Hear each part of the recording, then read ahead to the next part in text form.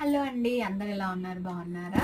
అయితే Swapna's kitchen and వ్లాగ్స్‌లో ఇప్పుడు శారీస్ కూడా రాబోతున్నాయి.